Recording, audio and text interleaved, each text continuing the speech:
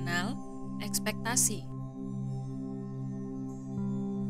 Berapa banyak dari kita yang selama ini hidup di masa lalu maupun masa depan? Seberapa sering kita memutar memori lama atau mereka kejadian yang belum terjadi? Kedua hal ini adalah pemicu dari emosi getaran rendah seperti ketakutan, kekhawatiran, maupun kesedihan. Tidak hadirnya diri kita di momen saat ini menyebabkan memori dan imajinasi kita berkelana begitu bebas. Pikiran kita dipenuhi dengan kenangan, terutama kenangan buruk, pahit, maupun menyakitkan. Kenangan tersebut akhirnya menyebabkan penyumbatan energi dalam tubuh, karena secara alami energi dalam diri akan mengalir ketika kita tidak lagi memegang memori atau energi yang lama. Penyumbatan energi akibat kenangan atau memori masa lalu tidak hanya membuat pikiran kita diliputi dengan emosi vibrasi rendah, namun seringkali berdampak ke tubuh fisik dalam bentuk penyakit. Selain akibat kenangan atau memori masa lalu, penyumbatan energi dalam diri juga disebabkan oleh imajinasi kita. Imajinasi bukanlah hal yang buruk. Imajinasi adalah sumber dari kreativitas yang bisa kita manifestasikan ke bentuk fisik, seperti buku cerita, animasi, film, karya seni, dan sebagainya.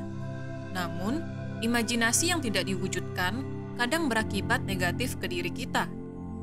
Imajinasi seperti ini lebih sering kita kenal dengan sebutan ekspektasi. Umat manusia dilengkapi dengan otak atau intelek yang dapat melakukan kalkulasi serta perencanaan.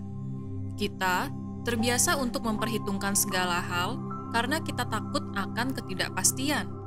Perhitungan yang tidak sesuai dengan kenyataan seringkali berakibat pada kerugian secara finansial maupun secara mental.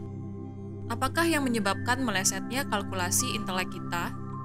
Seringkali peran dari ego lah yang menjadi dalang dari hal ini.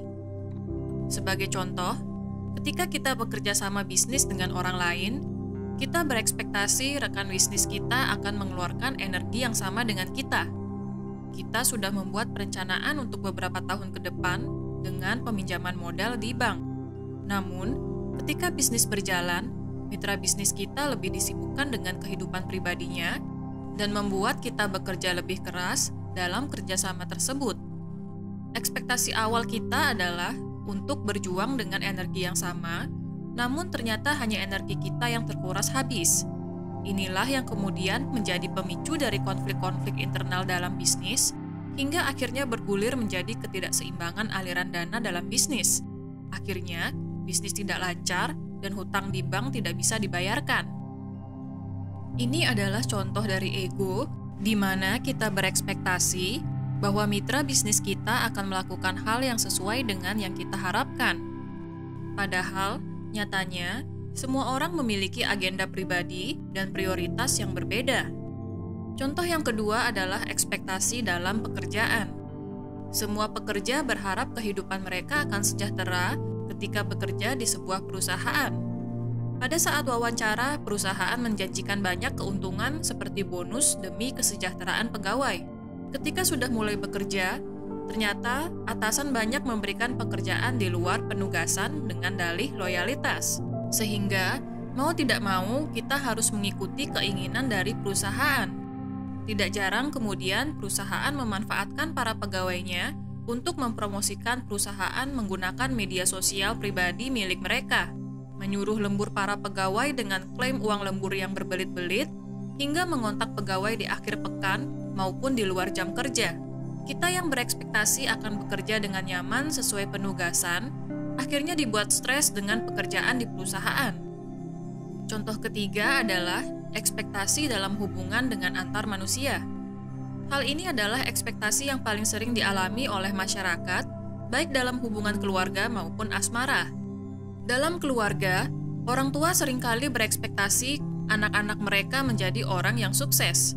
Sukses menurut pemikiran orang tua adalah standar yang dibangun pada metrik atau pemrograman realita palsu, di mana anak-anak mereka bersekolah di sekolah unggulan, kemudian bekerja sebagai pegawai negeri, dokter, atau pekerjaan yang menghasilkan gaji tinggi. Maka, Tidak jarang orang tua akan sangat kecewa hingga melontarkan kalimat-kalimat yang membuat anak menjadi sakit hati hingga trauma ketika sang anak tidak memenuhi ekspektasi mereka. Jika kita pahami bersama, ekspektasi orang tua sebenarnya adalah ego dari mereka sendiri. Ego mereka melekatkan diri dengan anak mereka, di mana prestasi anak adalah kebanggaan orang tua. Padahal, semua individu adalah entitas yang merdeka. Masing-masing orang memiliki kehendak bebas untuk memilih jalan hidup mereka masing-masing. Begitu pula dengan seorang anak. Anak-anak bebas memilih apa yang mereka sukai. Mereka berhak mencari potensi terbaik mereka dan mewujudkannya sebagai jalan hidup mereka. Namun, hanya sedikit dari orang tua yang benar-benar membantu anak-anak mereka untuk menemukan potensi ini. Kebanyakan akan mengarahkan anak-anaknya menjadi apa yang mereka impikan. Dari ketiga contoh tersebut, kita bisa mengenal bahwa ekspektasi yang di luar kalkulasi, perhitungan, atau perencanaan kita hanya akan membawa kekecewaan. Seringkali hal ini menyebabkan konflik dalam diri dan kita lampiaskan kepada orang lain. Karma ini akan kembali lagi ke kita, apalagi jika kita sampai berbicara hal-hal yang menyakiti orang lain akibat tidak sesuainya kenyataan dengan ekspektasi kita. Kemudian, bagaimana kita melepaskan diri dari ekspektasi? Kita harus memahami bahwa kita harus hidup di momen saat ini, bukan di masa lalu maupun di masa depan. Berekspektasi artinya kita menaruh energi kita di masa depan, di mana sesungguhnya masa depan memiliki banyak probabilitas atau kemungkinan. Ada ribuan hingga jutaan skenario yang bisa terjadi di masa depan. Kenapa kita harus pusing dengan masa depan yang belum terjadi? Ketika kita menyadari bahwa kita hidup di momen saat ini, kita akan hidup dengan totalitas.